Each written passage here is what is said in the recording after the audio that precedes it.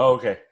Yeah. Do you use earphones when we do this, or do you just listen through the computer? I do not. I thought about using them, but the last few times we recorded it, I can hear you fine. So Okay. yeah. Well, I guess I see so many people using it, and I think part of it is because of the feedback you get, that echo, Mm-hmm. and I think that's what causes it, or part of Yeah, what yeah. causes it. The little speakers in the earbuds, yeah, Yeah. or headphones, yeah. So I wasn't sure if we should be doing that or not. So okay, how you No, doing, man? as far as I can tell, we can hear each other unless you've been faking it this No, whole time. I'm making up everything. I haven't heard a word you said. I had to Right. go back and listen, but You just read my lips.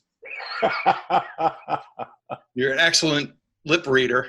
I try. I do my best. How are you, man? Okay, considering Considering, yeah, I understand. stressed out, eating good, eating bad, doing all the All the above, things good.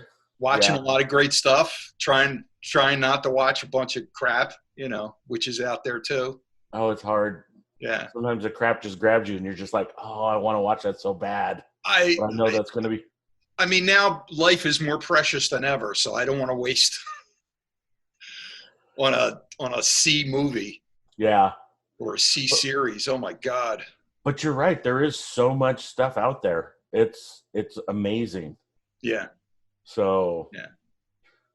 have you Uh, watched anything interesting this week? that's the question I was about to ask you. Well, what I binged on like the last few weeks was oh, you have that elevator? Oh, sorry. You got an elevator in your house. I do. Yeah, the elevator just came to and there we go. Thank you for That's not pointing a that out. notification. That's I an didn't elevator. even hear it. Yeah. Um, there's an Amazon series which is very popular, but I just held off watching it for so long, and it's The Marvelous Mrs. Maisel. I need to get into that. I mean, just because they accurately depict stand up. Oh, really? Okay. I mean, even her stand up routines are funny. It's Right. not they're not like movie scene funny. It's funny stand up. Oh, okay. And it goes through the trials of a comic. I mean, it's Right. a period piece, so it takes Right. place in the late 50s, early 60s. But a lot of those things are still true today, Right. for whether it's a woman comic or a man comic. Yeah. But it goes through her different incarnations of her act, and like Oh, cool. Okay. playing parties, and then meeting other comedians from that time. There's a Right. fellow that portrays Lenny Bruce Oh, wow. that becomes a good friend of hers, Okay. and they hint towards a romantic thing, but it doesn't. They're more friends, Right. they're more friends. But the guy who plays him is so good, man. Like I know a little bit about Lenny. I've seen some of his performances, Yeah. and I've heard some stories about him. But this guy really brings him to life, and you hope he was that cool. Oh, nice. Who I is mean, it it? has a tragic ending, but Right. you hope he was that, and it's getting closer to that time too. So you wonder if they're going to Oh, incorporate that in man. the series. But I mean, since you're such a big comedy fan, a stand-up fan, I strongly recommend it. I think you'd really like it. I think I would too. I just haven't. It seems at this point it seems like such a commitment to go back to the beginning because I have to go back to the beginning. Well, And you have to, because yeah, it's a progression, and yeah. you'll have fun going through that progression. It won't be tedious. There's only 10 shows per season.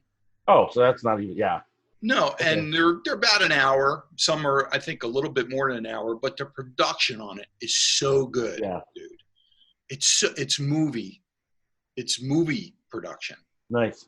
And There's some of the people in it are great. And there's fictional characters that kind of remind you of people from that time. Mm-hmm. You kind of get an idea of who they're supposed to be portraying, or like a combination of people who they're supposed to be. And then there's, like I said, there's Lenny Bruce, and are you aware of Moms Mabley? Yeah, I know the name more than any of her act, but I know Mom's Mabley. Okay, so she was an older black woman that did stand up pretty much, Right. and Wanda Sykes portrays her in the series. Oh wow. There's an episode where Wanda Sykes portrays her, and I'm like, yeah, it was perfect. She did. I think it's the third season where she gets to perform at the Apollo. Oh wow. Which was yeah. a groundbreaking thing for her, for the character. Right. And she gets a gig opening for this singer, mm-hmm. who's kind of like a Johnny Mathis, kind of like I can't think of the artist's name. Marvin Gaye, kind of, maybe a little bit, maybe some rock and roll in there too. And all their music performances, as far as I could tell, are live. Oh, wow. Yeah. It's definitely the actor singing. Right. And the vocals are like nice. Alive. And the music sounds live. The performances sound live, which is, it's like, oh man, what a production. They even portrayed this woman. I hope I get her name correctly. Her name's Carol Kay, I believe. Mm-hmm. And she was a session player. Yeah. She's a guitarist and a bassist. So I don't know if you ever heard of her. And she's on like hit songs. Right. But they had her as the bassist in that guy's band. Oh, okay. So I thought that was cool that they took an actual person and incorporated her in this woman's story. Oh, yeah. Yeah. That's pretty cool. Yeah, I mean, I've heard so many great things about it, and I like so many of the players in it. Mm-hmm. The ones that I know, and so I'm just like, but it's one of those things. Yeah, it's just at this point, this is the fourth season already. The third season just ended. Yeah, just ended. Okay, so it's just like you gotta make the time to do that, which I have nothing but time right now. But there's always something else. I binged watched Upload 2 weeks ago. Right. This week, I just caught up on The Last Dance, which is that Michael Jordan. Oh yeah. Thing, and I hadn't seen any of it, and I just watched all 8 episodes that are currently out in the last 2 or 3 days. So, I'm not really a big sports fan, but I mean, if you're going to watch a documentary about one of the greatest athletes ever, yeah, that would be one to watch. And I hear a lot of good things about it. I mean, anyone that's that accomplished in their career or in their life, you gotta have a curiosity about. Oh yeah.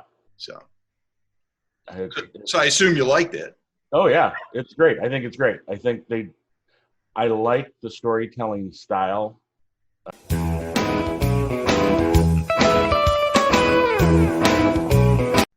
And say, hey, what you guys doing? We're playing blackjack for $1 a hand. He's all, can I get in on this? He goes, why would you want in? This is $1 a hand. And I try to remember exactly what he said, but Mike's response was, because then I know I have your money. And that was how competitive he was. So it wasn't about the dollar value. It was just knowing he took money from you, or he beat you, but that was that competitiveness of, I've known people like that, and I'm friends with people like that, and it's just on a court or in any sort of competition, they want to be top dog. Yeah.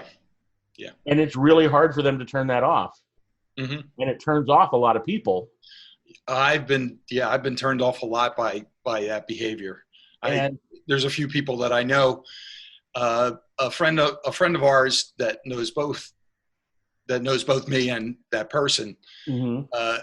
Coined it well. They called him a one-upper. Yeah. It's kind of a spin-off of what you're talking about, but they have to, they they have to beat whatever you're talking about. Yeah. They have. I have explained to this person I made this mistake. They have to tell you about a worse mistake that they made. Who? Yes. Or I may say something, well, you're busy, so you got 7 things to worry about. I have 17 things to worry about. Like, no matter what you say, they Yeah. have to up it.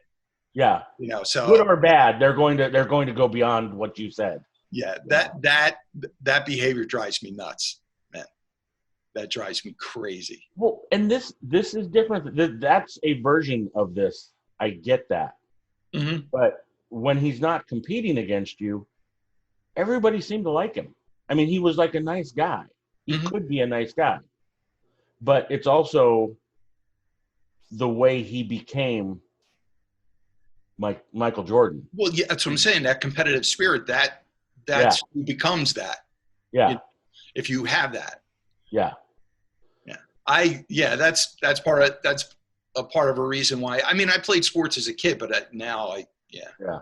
And I dropped it after a while, and that was something that was kind of a turn off when guys would get too excited or too invested in, like, it's supposed to be a friendly game, and it's not. They're not going to be a half ball champion. I don't know what half ball is. It's stick ball. No. You're not going to be. Yeah. You're not going to be in the stick ball Hall of Fame. So chill out, dude. Chill out. Yeah.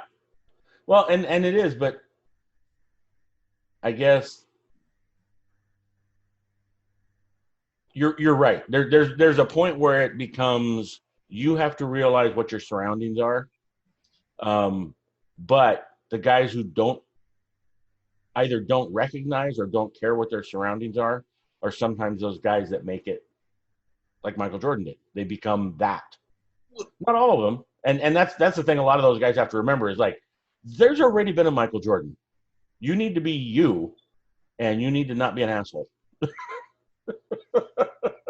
Well, yeah, I mean, the most frustrating thing is if you are that competitive, but your talent just doesn't match up with, right. Determination and stick-to-itiveness is very important. But right. if you don't have that natural ability, right. I mean, you'll probably succeed in some respect, but if you have a certain goal in mind or like, if you want to be one of the greats, that's got to be frustrating. And then they're taking that out on people too. Yeah. It's not just their competitive spirit; it's their angst and their frustration. They're taking that on other people. Yeah. And that's a storm I don't want to get caught in. I've been accused of being a little too. Bill? Really? Shut up. Yeah. In what respect? At work or with? No, in cigar smoking or? No, when I used to play volleyball. Oh, okay. I had competition. A very high drive. Mm-hmm. I still love volleyball. Okay. I'd be playing right now if I hadn't quit. I like to watch women's.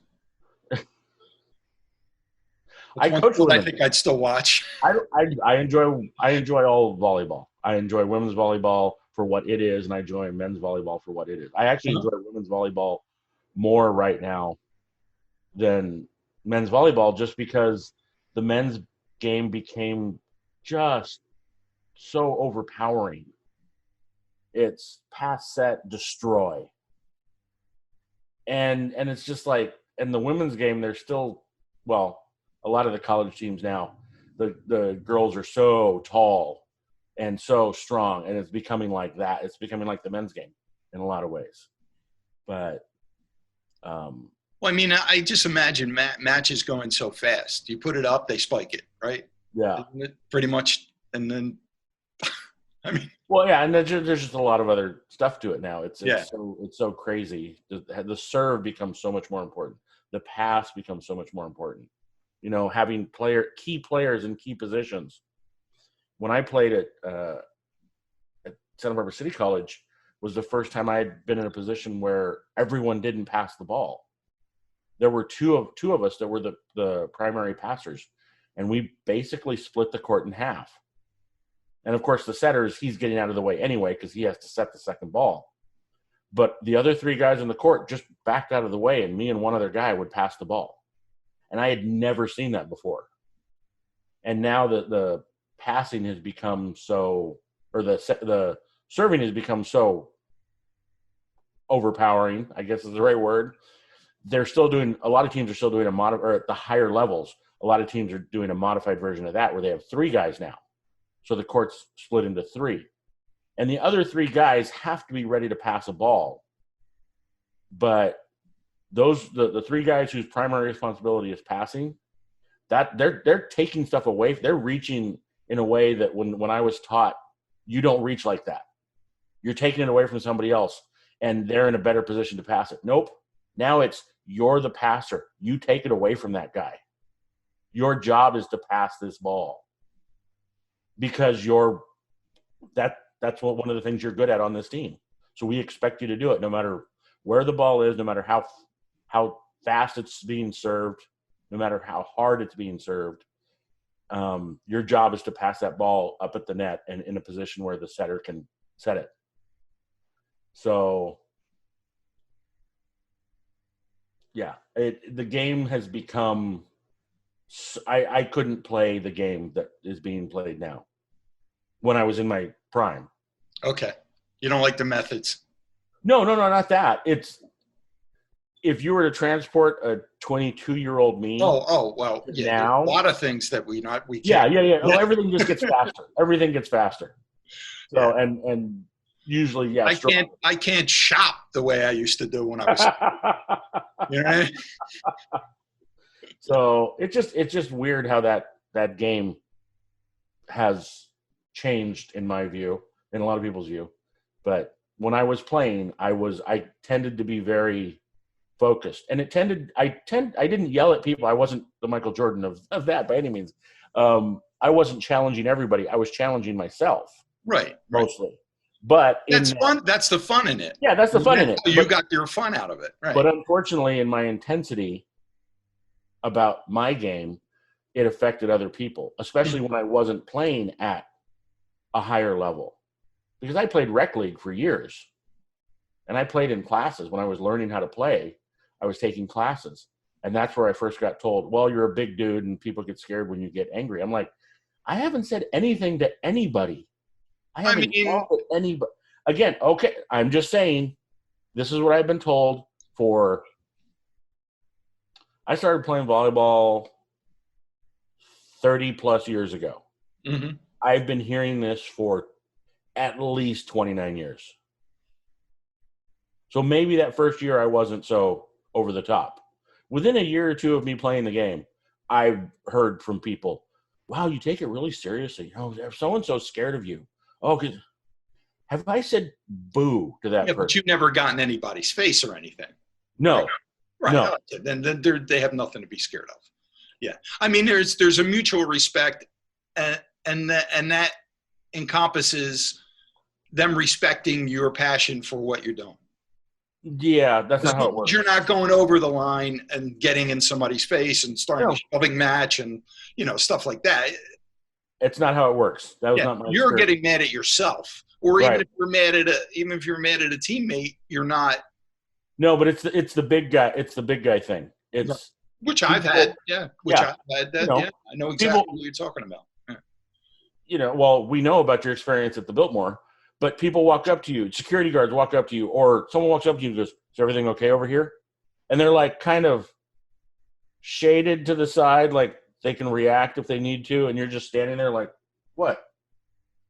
But you're the big guy. Mm-hmm. So. Oh, yeah, I've had security following me in like Whole Foods. Yeah. Like, what did I do? What are you doing, dude? You grabbed that shopping cart very aggressively, sir. You mean the basket? Not even a cart? Oh, that's right. Whole Foods has that. The basket, like Little Red Riding Hood? Little Red Riding Hood, yes. You're very aggressive the way you swing that around, sir. Yeah. And I guess in that way, I was kind of like, wow, okay, yeah. The Michael Jordan thing, I was like, I kind of get that. I kind of get that singular focus and how it turns people off sometimes. But it was also just, yeah. I understand at times it can affect morale. Yeah. But like I said, if you're dealing with adults, they gotta see that in themselves too. Yeah. They gotta see anger in themselves or passion in themselves and be a little sympathetic too, I think. Yeah.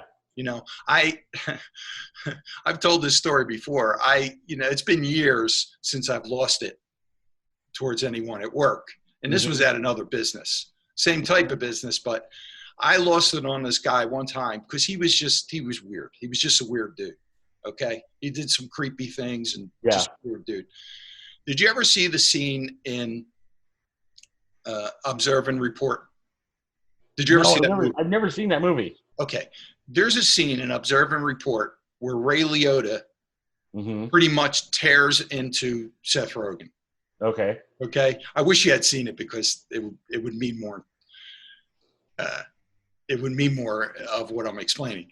But if anybody has seen that scene, he tears into Seth Rogen. So he uses the F word, the R word, the S word, the Z word. He uses and his face just turns so red, and he really looks like it looks like his head's going to pop off. Yeah. I did that at work. Oh, yeah. Okay. And a lot of people thought the guy deserved it, but it's unprofessional and you can't really. Right. Know. And luckily, I had enough clout to where I could explain myself and say, look, I know I don't agree with what I did. I don't think it's appropriate. Okay. But, he's like this. He's this, that. He's doing this, doing that, and they kind of saw how weird he was. Like I always have a saying called "crazy takes care of itself." It can only hide for so long. Yeah. Then when it's put under light, under the light, it takes care of itself. And he took care of himself. He kind of got himself fired because when he was confronted with the whole situation, he was making demands like. I had already been there like 7-8 years, and he was there for maybe 4 months. And he's, look, I want to be his boss. I want him to answer to me. And they're like, oh, okay, we see what's going on. So he actually got fired. Good. I got a good reprimand, which I deserved, but Well, but I'm on your side on that one because he actually I'm remembering this now. He actually recorded me yelling at him. Of course he did because my comeback was after he had played it for the bosses. My comeback was, well, can I hear it? Because I don't know if he altered it in any way. I don't know if he edited it in any way. And he definitely didn't have my permission at the time. Yeah. So, and I really wish I got a recording of it, but I never did. They didn't. I asked for it, but they didn't. Yeah, they didn't want to give it to me. I guess for legal reasons, they didn't want me to like sue or threaten suing and stuff like that. But I really wish I had that recording. That would be cool. I don't like the fact I'm getting perturbed because I don't like those kind of stories from the standpoint of I've been you in a lot of those types of stories. And it's always it's the person who's causing the problem that finally gets called on their crap or who just keeps poke. And then somebody reacts. And then they fall behind that defense shield of HR or whatever and say, oh, well, I don't like the way he was talking to me. You're the worst person ever. And everybody admits it. Everybody agrees with you. And yet management says, well, we can't really react that way. React that way. Somebody needs to take this person out and beat him with a stick. because they're just an a-hole. And nobody deserves that. Nobody deserves to have to deal with somebody like that because everyone's afraid to call them on it. Oh, well, that's just the way. No. We all need to learn how to live in this society. We all need to learn how to work with others. And just because you're whatever, I work with, I'm not saying any names, but I work with a guy in particular. I want a name, Bill.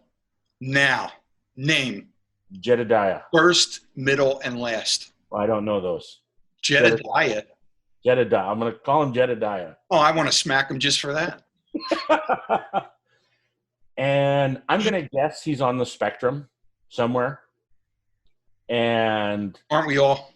Are we? Exactly. Well, yeah, that's a good point. That's a good point. Yeah, I'm sort of definitely the pot calling the kettle black. I'm on the carb spectrum. So am I right now. I ordered a pizza Friday night. Bragger. So, I know, sorry. But this guy is just odd. And I tried to be nice to him for the first few months he was there. And then one day he was just being weird towards me. And I don't even remember now what it was. It's like he was walking by my desk and laughing and looking at me. And I kept saying, what? And calling him by his name. And he'd walk away. And he did it a couple times, like 2, 3, 4 times. Were you wearing a kilt that day? No, I was not wearing a kilt that day. Oh, then he has no reason. But I had tried to overlook his oddness and be friendly towards him. Mm-hmm. Well, you can do at work. That's all you can do. And so this particular day, it was we had layoffs that day, and of course, they didn't announce it to everybody. It's just at around noon, we're looking around, and a couple people that should have been there were gone. And then somebody said, "Oh, they got laid off today." I'm like, "What?" And so I don't know if the two are connected. I don't know if he was laughing because people had been laid off. I don't know if he was laughing because he thought I was going to get laid off. I don't know if it had nothing to do with the layoffs at all. He was just being weird that day. But as much as he had trouble stringing a sentence together on a normal day, or just being normal, not stringing it, he's competent. He's got a good job, and which I'm also a little annoyed by because he sort of got it handed to him because his dad was that job before, and then his dad retired, and then he came in and took that job. And I'm like, really? I don't remember that being on the job board, but whatever. So he's awkward. He's awkward beyond the way I'm awkward. He's awkward. Yeah. And a lot of people mentioned it. And Mm-hmm. I was like, oh, he's just that way. But he's a nice guy. So that day, just after, like I said, the third or fourth time that he walked by doing that, I was just like, what are you doing? And then the layoffs and everything else, I haven't spoken 2 words to the guy since. Because I'm just like, I don't know what your deal is, but and then I talked to another guy that I know that works there who's a friend of mine. I've known him for years. And he made fun of one of the little tics the guy has. And I'm like, yeah, exactly. He goes, that guy's, and he called him a not nice name. And I agreed with him, and we went on with our day and we laughed. Well, you don't have to interact with him, right? That's the thing. Not generally. Okay. Well, that's great. That's the best you could ask for in that environment. I mean, when I was in the office, there were a few people that when they first started, I was friendly and Mm-hmm. trying to be helpful and stuff. And after a couple of weeks, they wouldn't say hi to me in the morning. Like I would say hi and I'd get little to no response. Yeah. So I don't think it's petty on my part. I didn't go above and beyond and do anything spiteful, but it's like, if you can't muster up enough energy to say hi to me in the morning, yeah, then I'm going to ignore you. Somebody you see your on a daily basis, that you work with. Yeah, absolutely. We don't have to interact. And another weird thing is that when they should interact with me, they don't. They should ask me questions about work or a certain thing that they don't. So I'm like, okay, well, you'll figure it out, I guess. Yep. And when it's all like totally unnecessary. Yeah. Hey, just social conventions. I'm not a social butterfly, but I'm not a Scrooge either. Right. Just say hi. Yeah. It's literally the least you can do. Somebody that you see on who you work with, maybe you don't even see them every day, but somebody you work with that just say hi. I'm talking about people like 2 cubicles away from me. Oh, jeez. And we're constantly, going in and out the same entrance and saying excuse me or whatever. So there's just more than enough opportunity. Hey, look, I don't stay awake at night thinking about it, but it is perturbing because it's like there's no reason for that. Hey, we all have a lot more to worry about right now. So we're just happen to have we just are having this conversation right now. So it's definitely not. It's not keeping me awake at night. My mind right now. Yeah. Yeah. Are you a political guy at all? I try not to be. Right. Good answer. Yeah. I mean, I try and be aware of what's going on in my local area, and I definitely have my feelings about things. But if you had any control, that's the one way to have more control as local.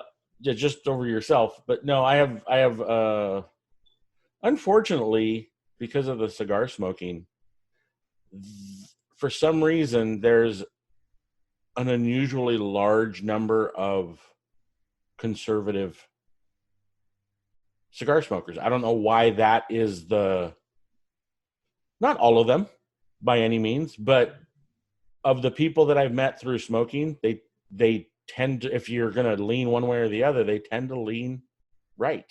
So liberals are more vapors, you're saying? I guess. I don't know what it is. It's the weirdest thing.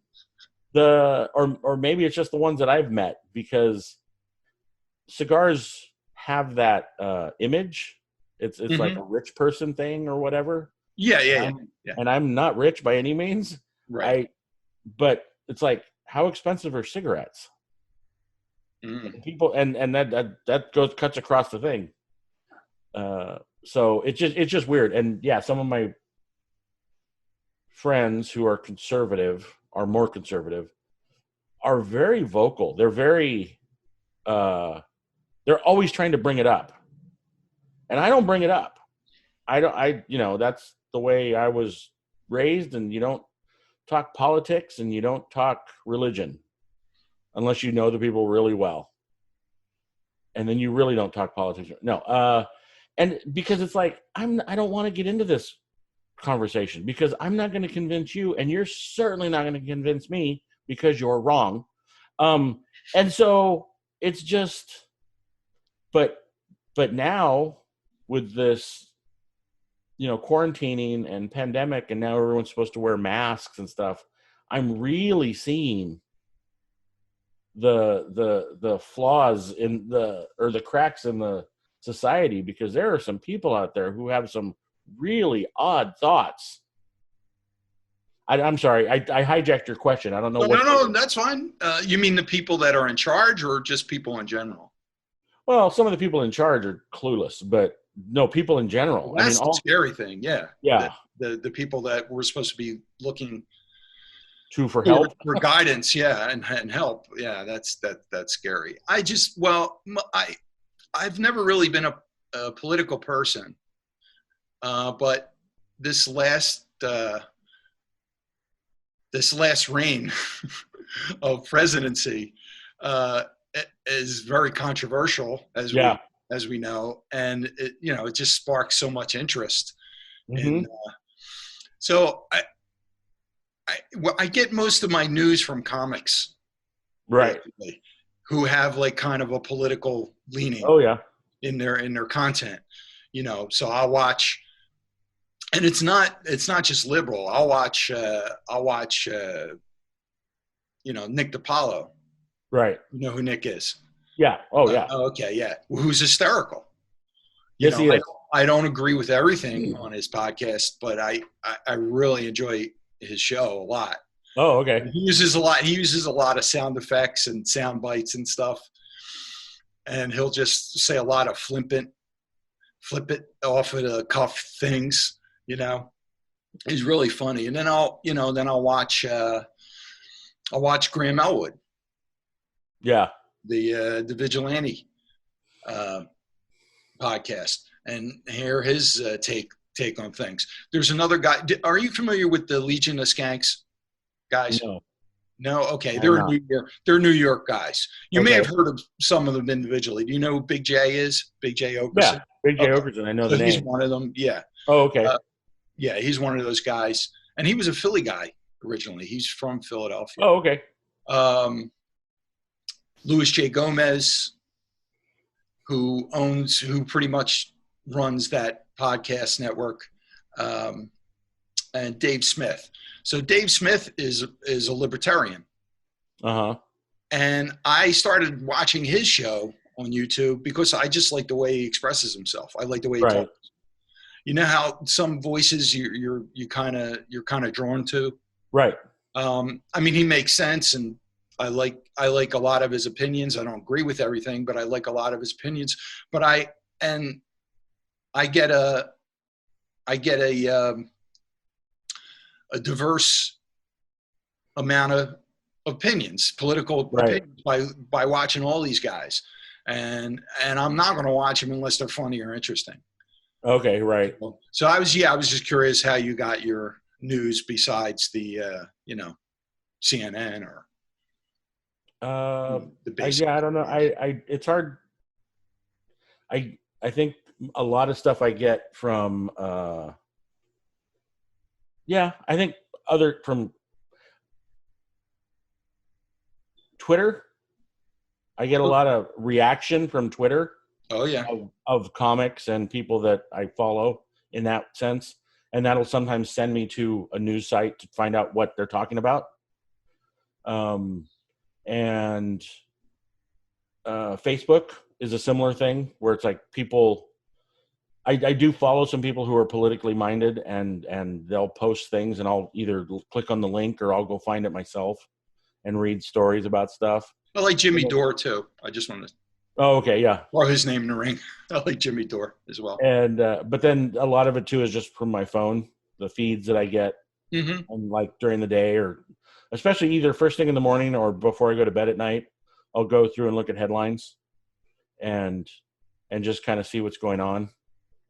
But a lot of stuff is on the news, and you hear about it in the radio, or other people are talking about it in their podcast, like you said, and so.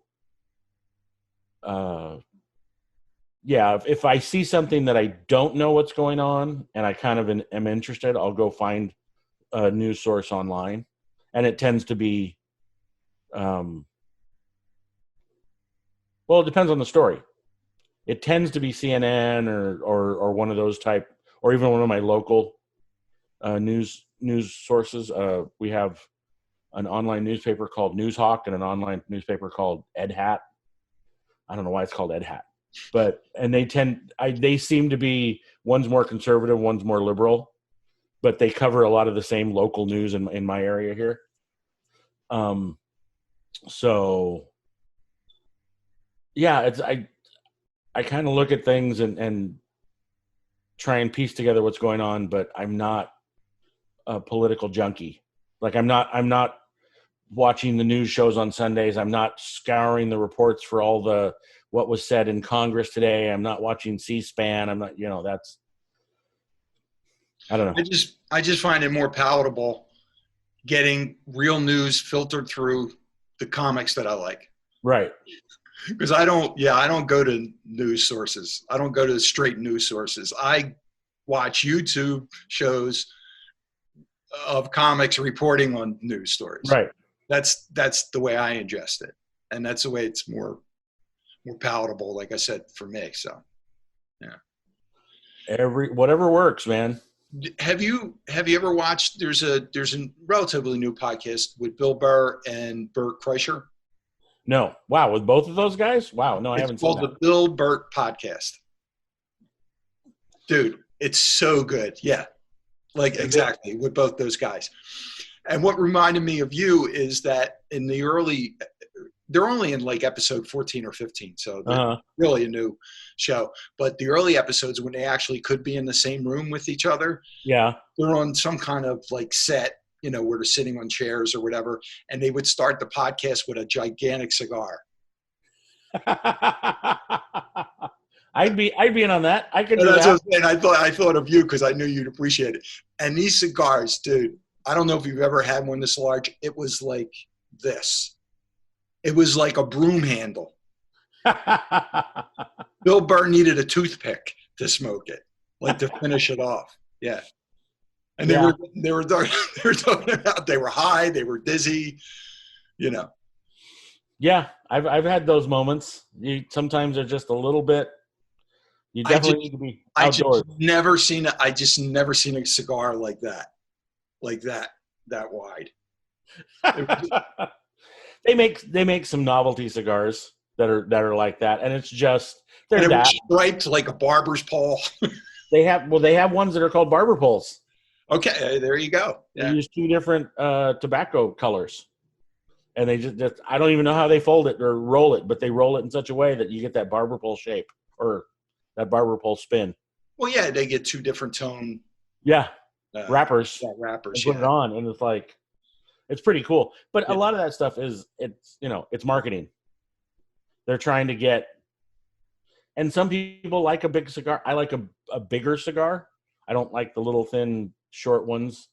Generally speaking, I found a couple that I like. I'm trying to remember what it was now, but I tend to like a Churchill sized or a double Churchill, which tends to be like a 50 to 54 ring gauge.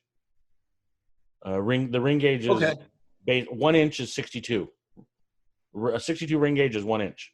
Okay. So if you divide an inch into 62 pieces, that's what the ring gauge means. Mm-hmm. And so 50 to 54, and then like if you can get something that's 6.5, 7.5 inches long, that's just a nice, comfortable hour to hour and a half smoke. But yeah, if you're smoking for that long, sometimes you get a little dizzy. Yeah, that's what, and they would. Yeah, they tried to finish the whole thing before the podcast was done. They went about an hour and a half. Yeah. When you start smoking fast, that's when it gets to you.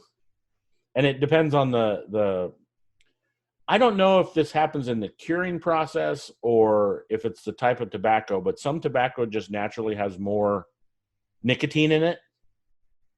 And the nicotine will get you. The nicotine will get you that sort of buzzy feeling, or your mouth Right. goes dry, or Yeah, you just kind of like you get jittery. Everybody reacts a little bit differently, but yeah, you get and then you start puffing on that faster.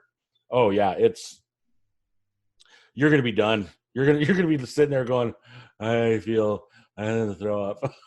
I need something. Oh, that sounds so pleasurable.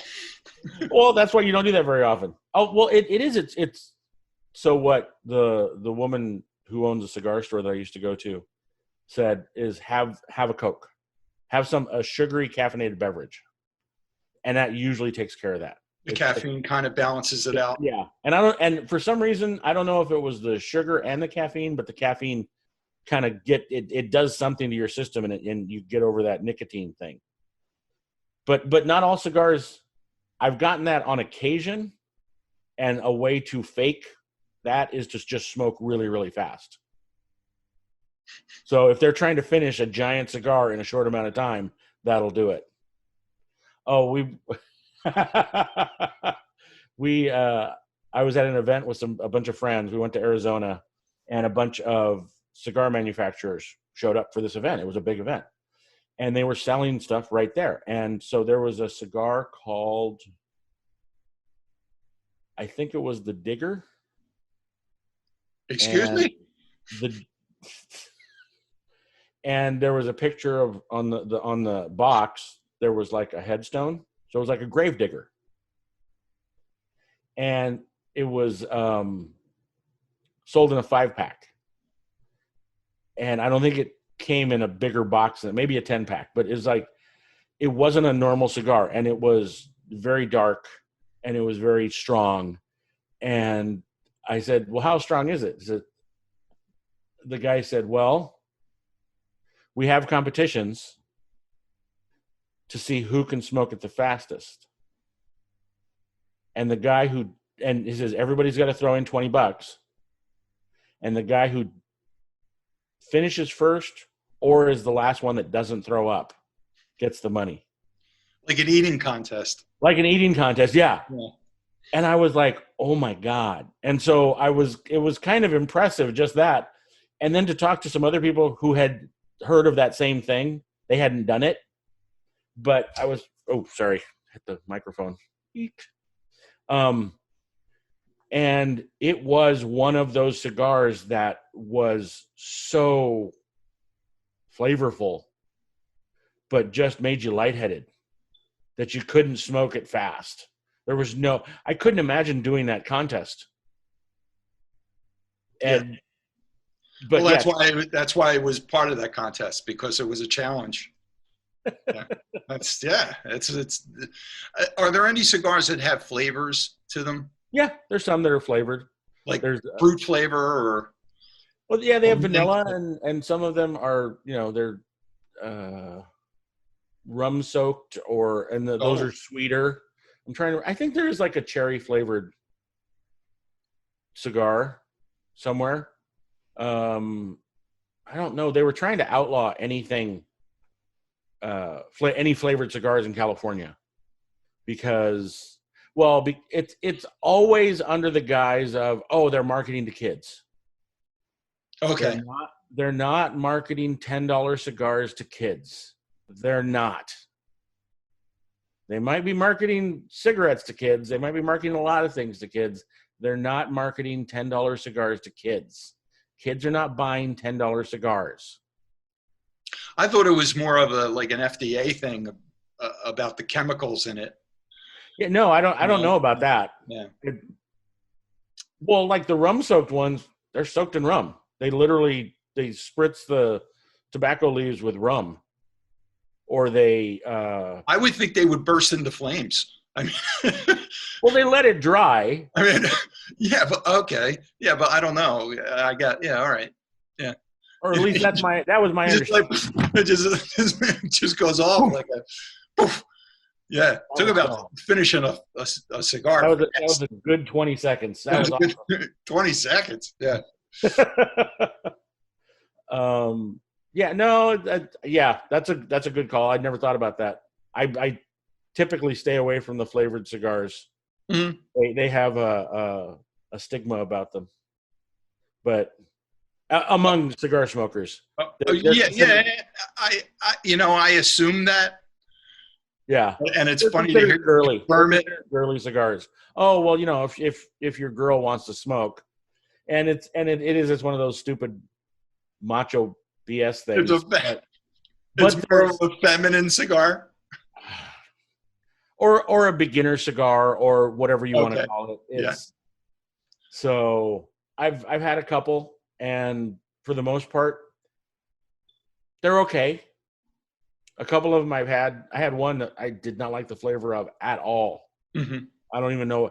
It was like a clove on, not that I've ever smoked a clove. I'm just going by the smell of a clove cigarette. It had that kind of, but like an overpowering, like kind of almost taste. And I was like, I think I smoked an inch of that cigar and I just put it down. I said, do you guys have anything else here? Because I can't. Well, yeah, if you're not enjoying it, then. Yeah, exactly. It's like, why smoke it? Yeah. So the whole thing.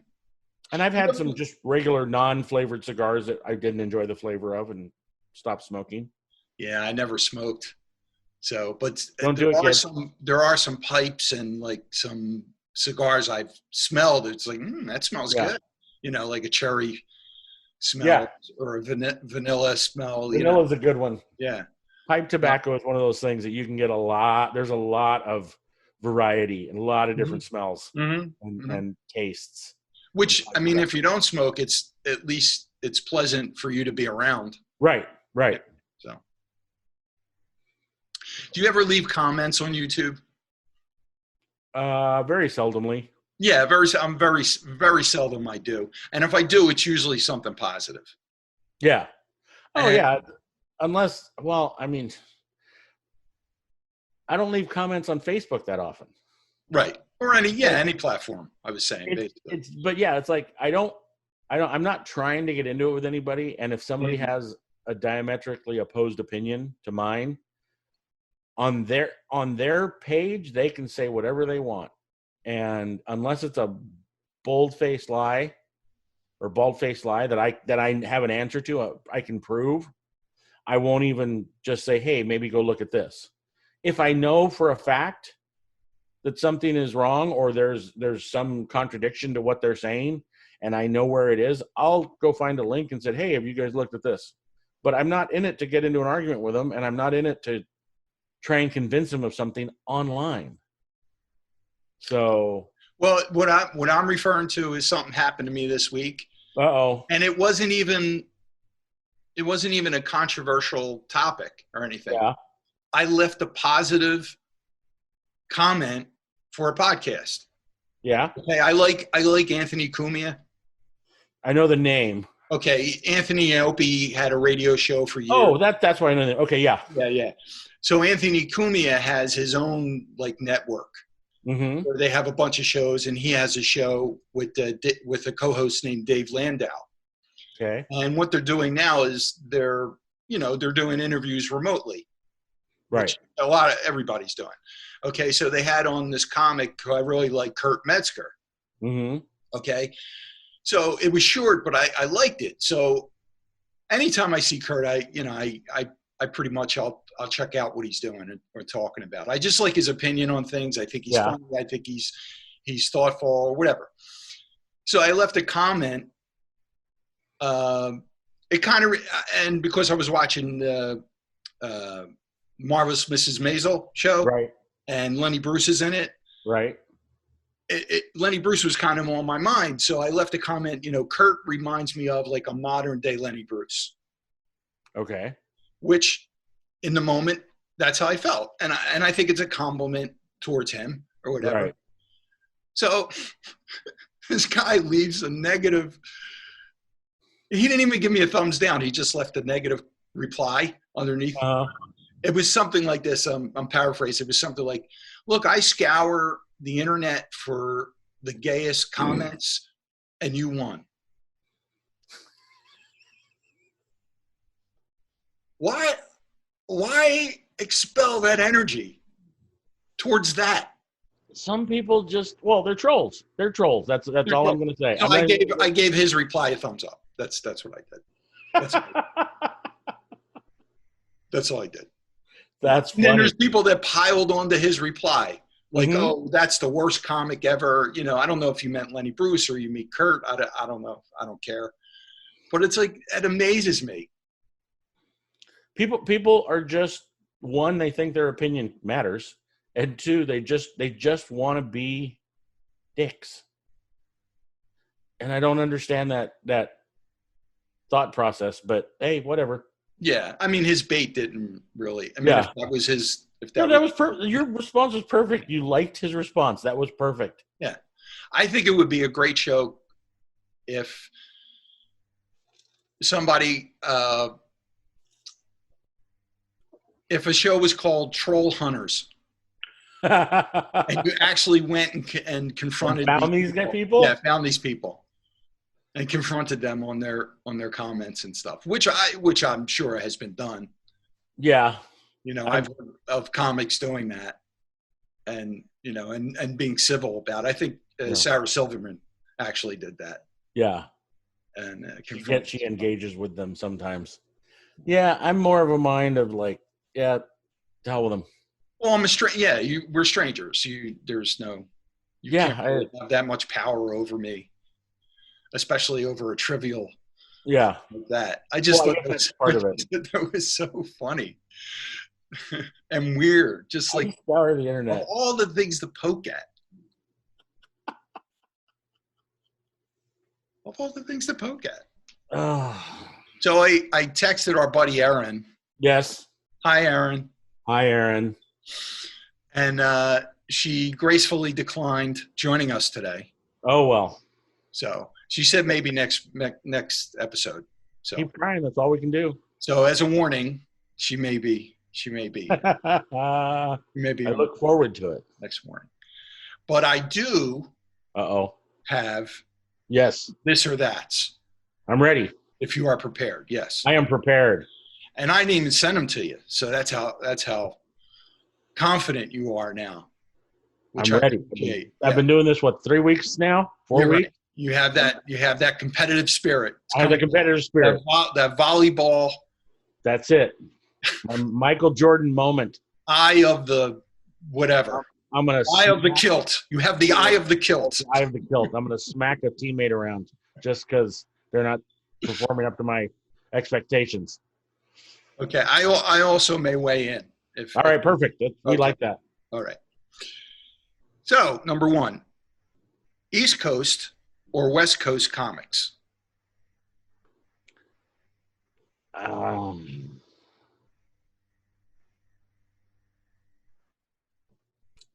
And I have to choose one. Okay. I'm gonna say West Coast comics, just because that one's hard. That's really hard because some of the best comics don't even come from the coast. So they come from the middle of the country and they end up on a coast because you have to live somewhere. Good point.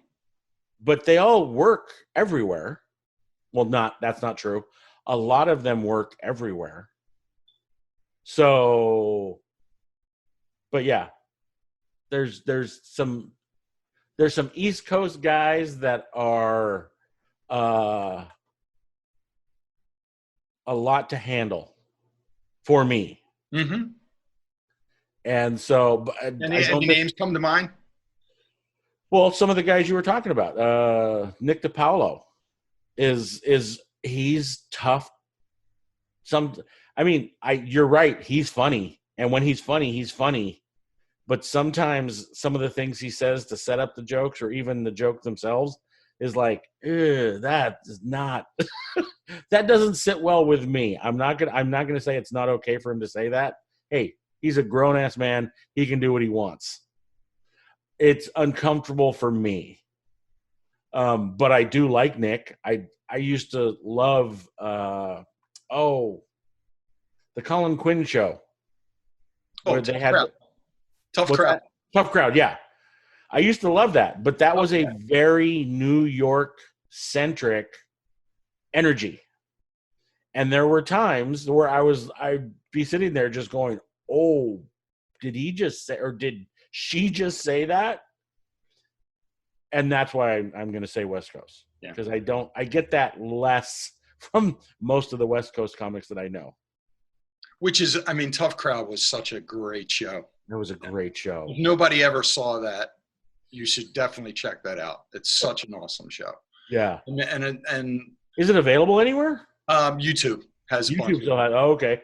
Yeah. Nice. Yeah. YouTube has everything. Yeah. It's Amazon. For me, definitely East Coast guys. I like West Coast, but like you said, they started out somewhere and then they ended up on that coast. But there's definitely an East Coast flavor versus a West Coast. Oh, yeah.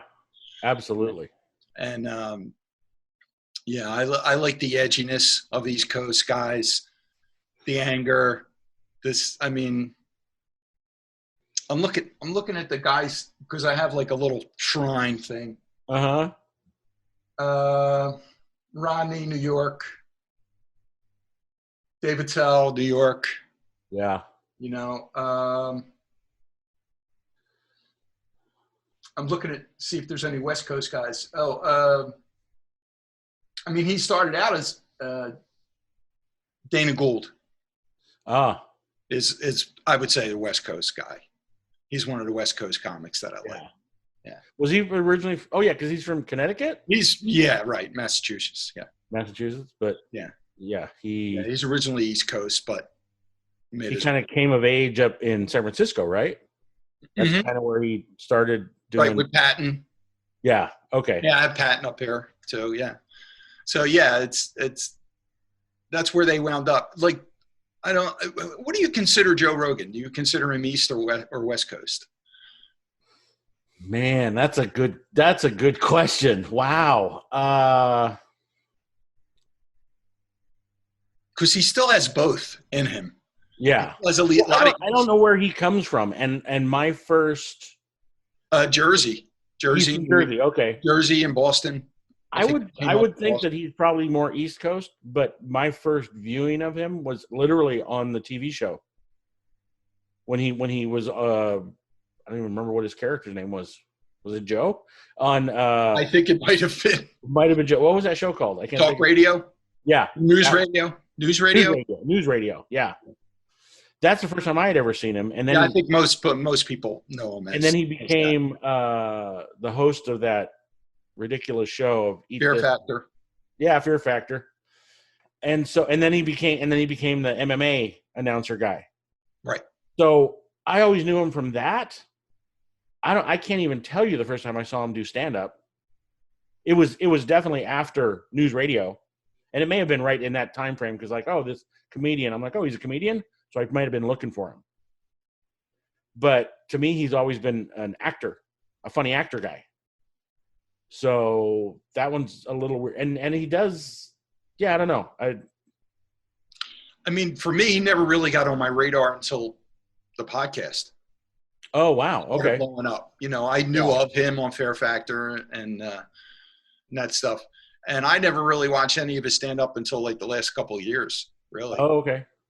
A lot of the comics that I like aren't just stand ups. They expanded into movies and, Right. podcasts and writing and, plays and, animation, all different kinds of things. That's what I like about some comics, that they just expanded with their career Right. in different things. Star Wars or Star Trek?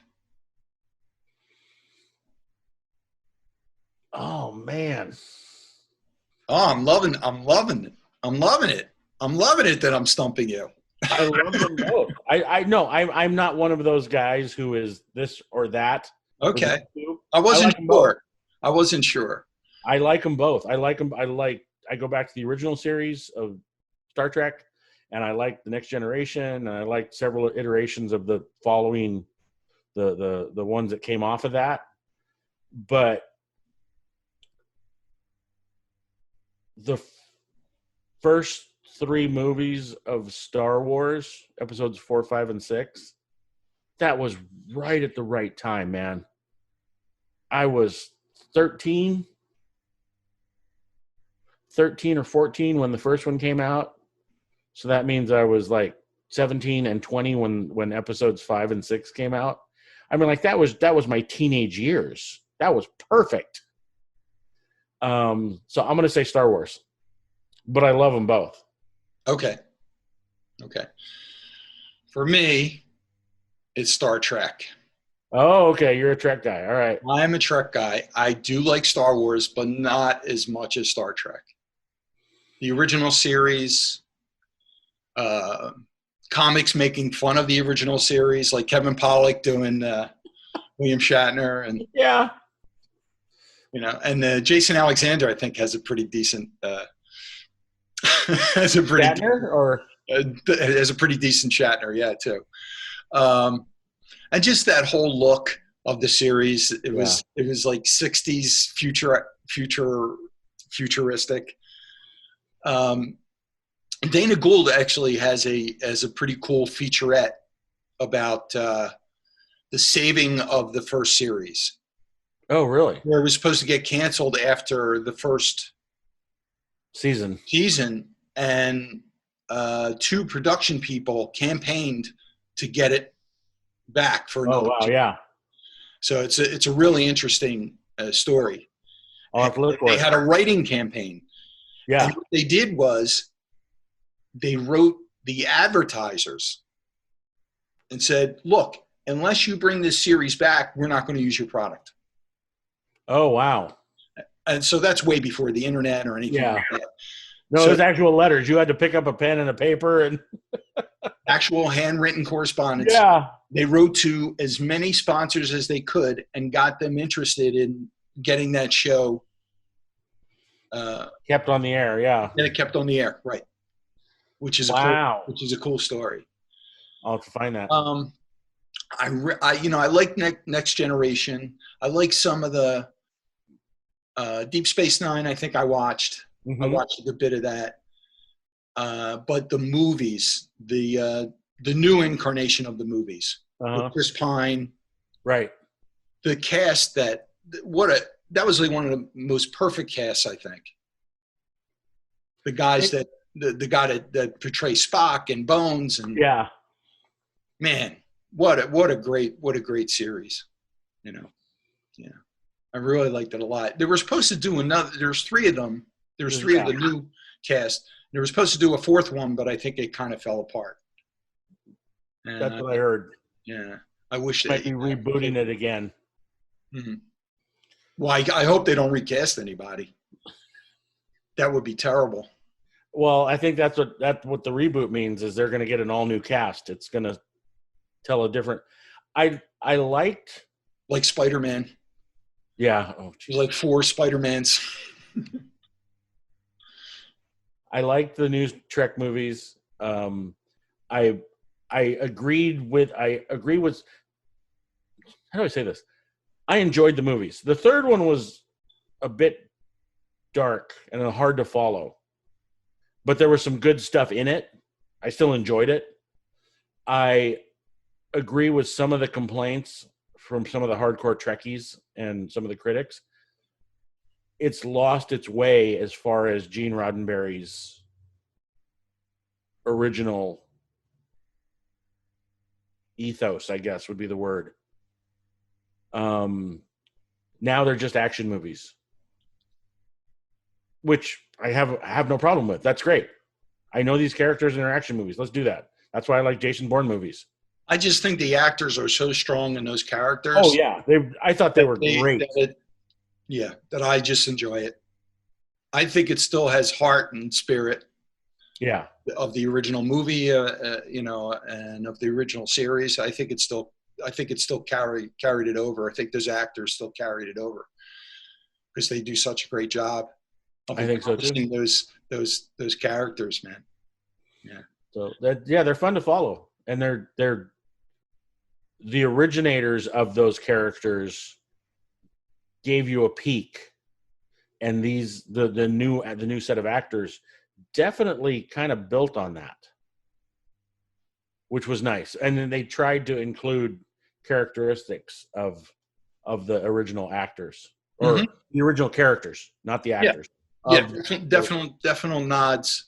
Yeah. Definite nods towards, like Bones saying all those things.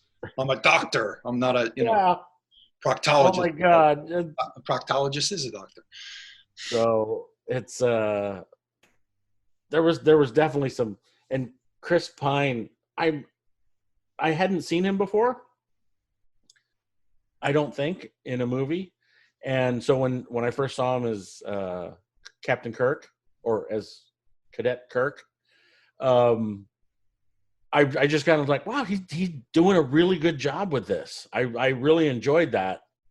And he has that swagger that Kirk had.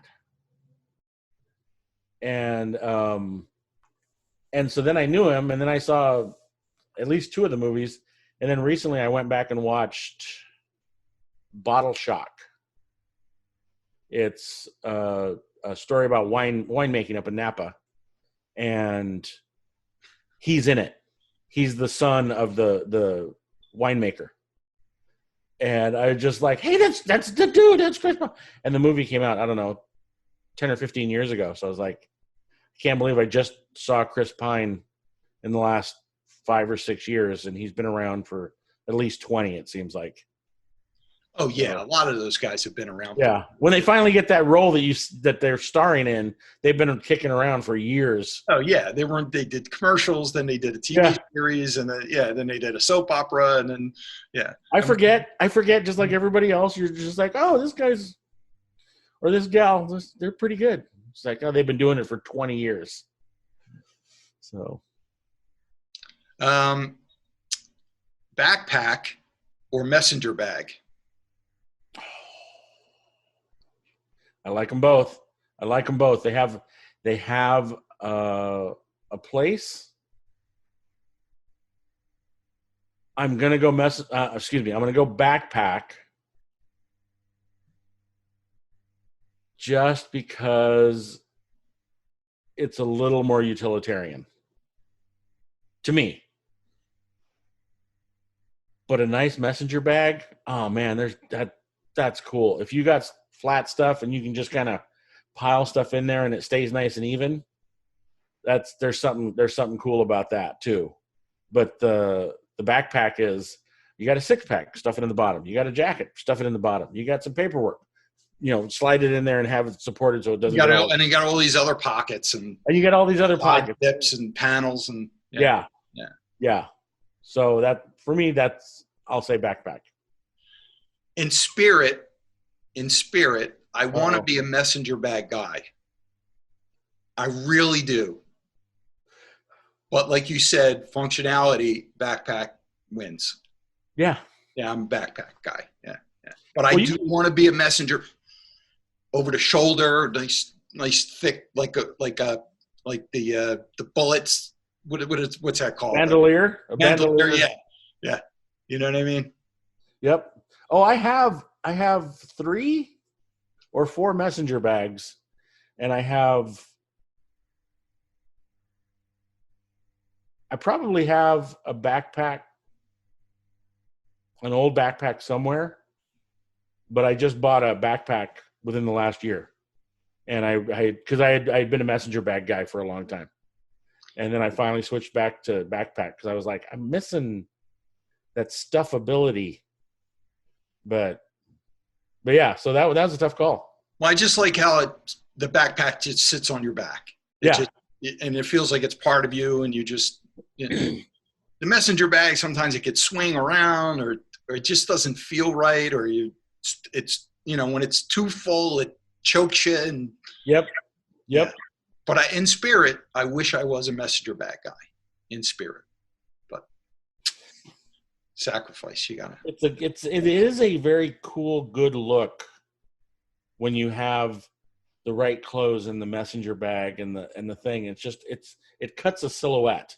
You're right. I like that. Yeah, you want to look like the Amazon ad. Yeah. Look like that guy. Yeah. Which I don't think I ever look like that guy. But, no. Yeah. What do you mean no? Shut up. I mean me. Not you. Okay. No, I never look like those ads. They don't have the plus size dude standing there with a shoulder bag over his. No, it's always some 170-pound, 6'3" dude, and you're like, nobody looks like that. So, right. All right, moving on. All right, Cheetos or kettle corn? What was the first one? Cheetos. Oh, the crunchy orange. Yeah. Cheesy. I thought you said Speedos at first. I'm like, what does Speedos have to do with kettle corn? You can't wear them if you eat either. Yeah, exactly. So that's the one thing it has to do with it. Oh man, that's a good question. I am a recent convert to kettle corn, like within the last 5 or 10 years, that I had never had kettle corn before, and I was just like, man, that's really good. But Cheetos have been with me my whole life. I can't go against Cheetos, man. The orange fingers, I like Cheetos. Okay. Where's he going with it? See, almost any kind of popcorn is like my favorite snack food. Almost any kind. But then the versatility of Cheetos. See, You're going so on a you can picnic. eat. You can get a small bag. You can eat. I'm sorry. What's that? I said you're going on a picnic. You can get a small bag. You're taking them home. You can get the big bag. So No, versatile. I meant what you mix them with. What you can. Oh yeah. With. Cheetos and ice cream. What? Have you ever tried that? No. No. I've never tried that.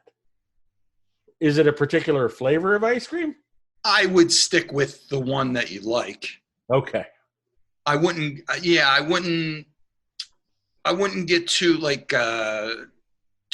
exotic with it. Okay. You know, maybe a vanilla, maybe a chocolate mint. All right. See now you have piqued my curiosity, and I may have to go buy some ice cream and Cheetos. I don't know how that works out, Bill. I will. So I'll live vicariously through you. And then I'll finally break down and do it myself. Good. Well, you're the one that started this whole mess. You should. I'm going to have to go kettle corn. Okay. Good call. It has that sweet savory thing going. Yes. Yeah. With a close second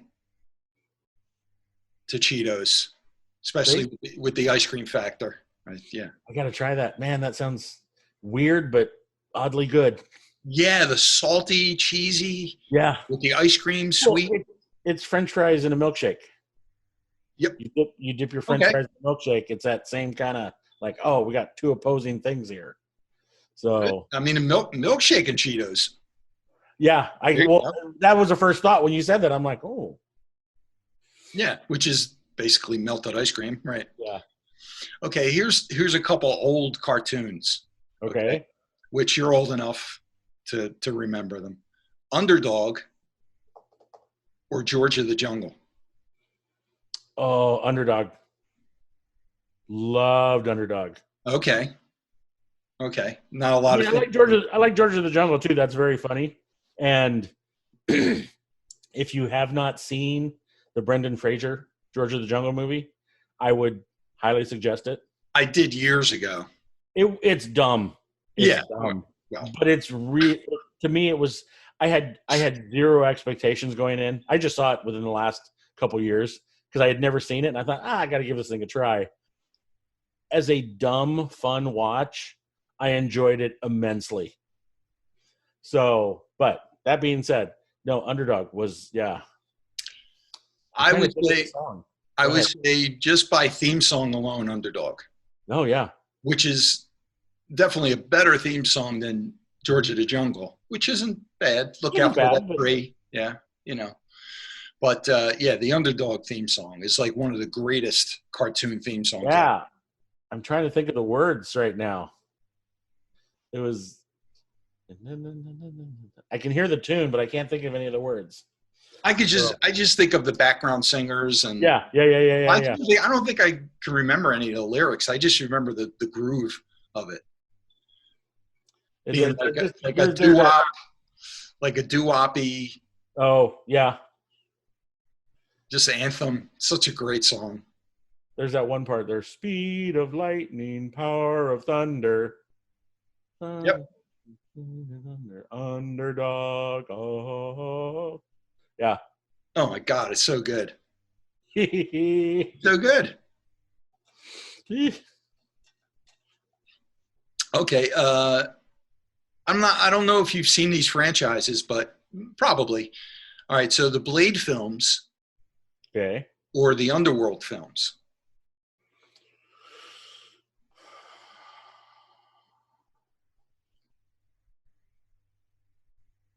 Okay.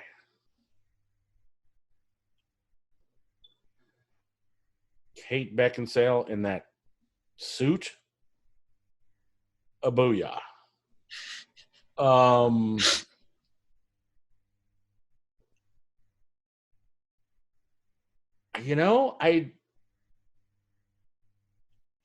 that's really hard.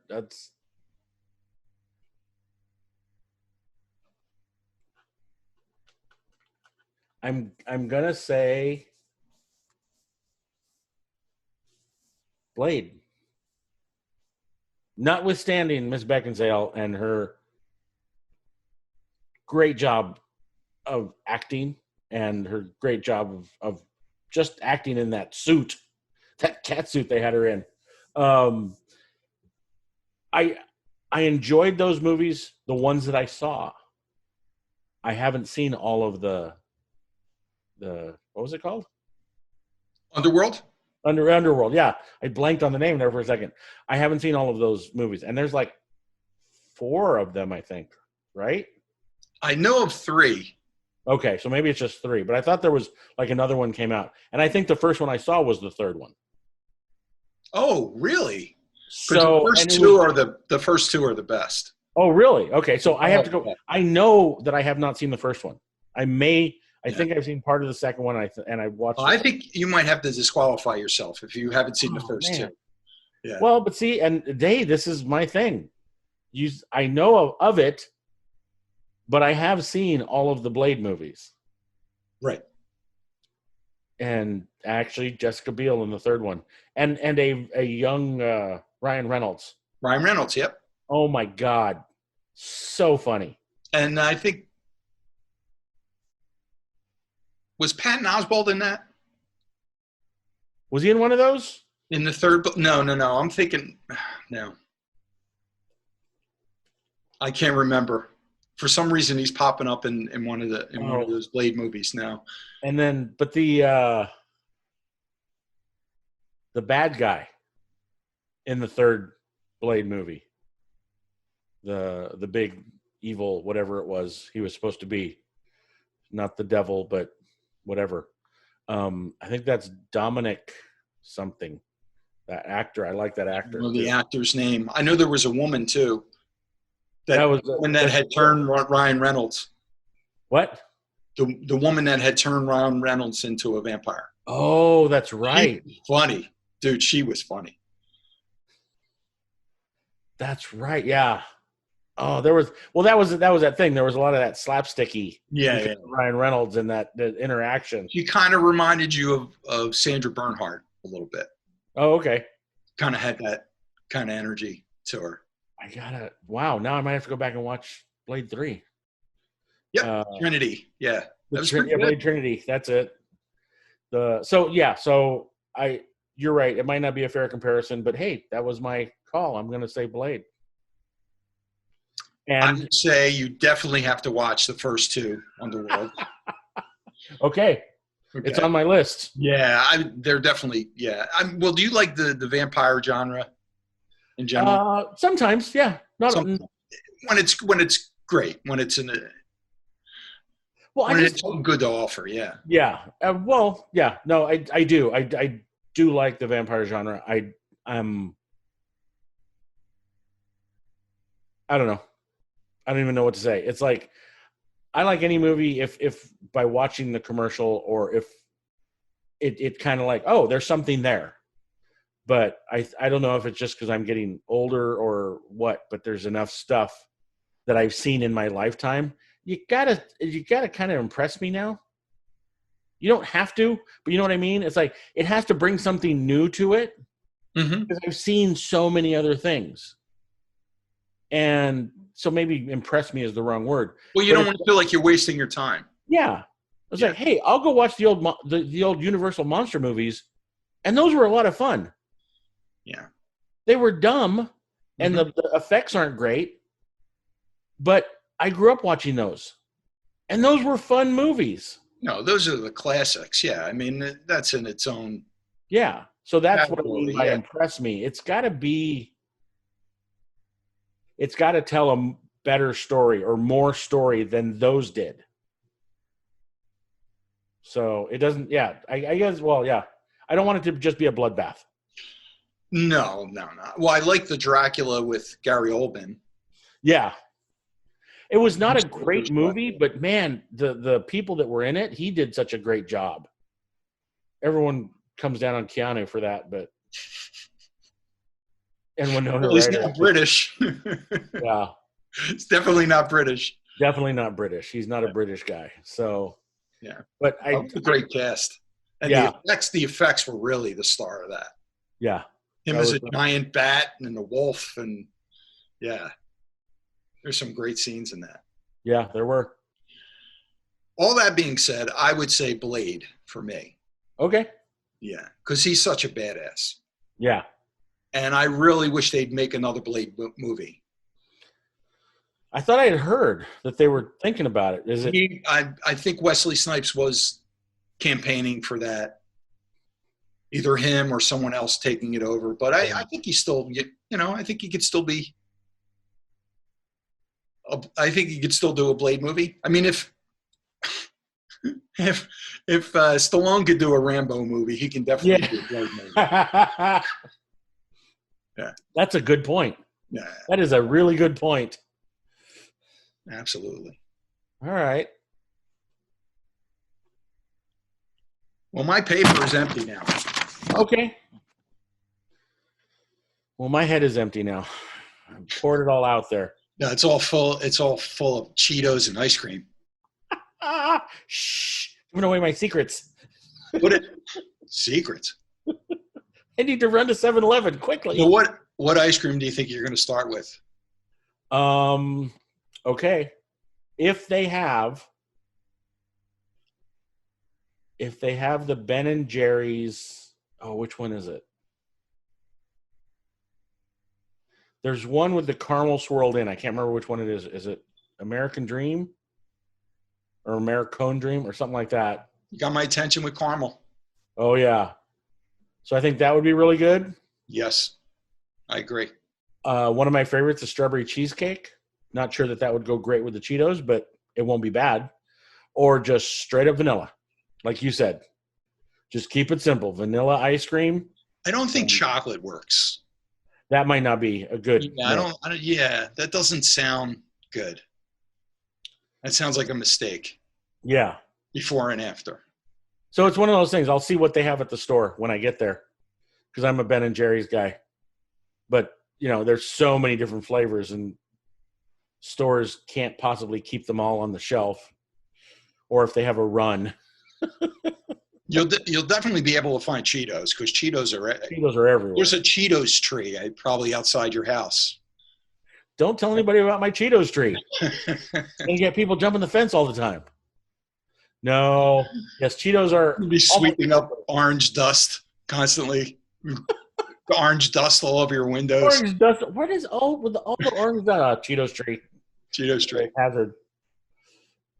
Yeah, it's like in the spring when all the pollen blooms and everything has a light dusting of yellow on it.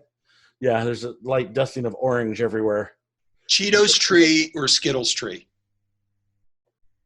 Oh, Cheetos tree. Yes, absolutely. No, easy. No competition. I feel stupid for even suggesting that. I'm sorry. No. You gotta put that stuff out there. I apologize, Internet. Oh, okay. Yeah. No problem. First I said America, but now I realize, Internet. I apologize, Internet. All right. I got nothing, man. I know. I know. It's just. Because if I have nothing, you definitely have nothing.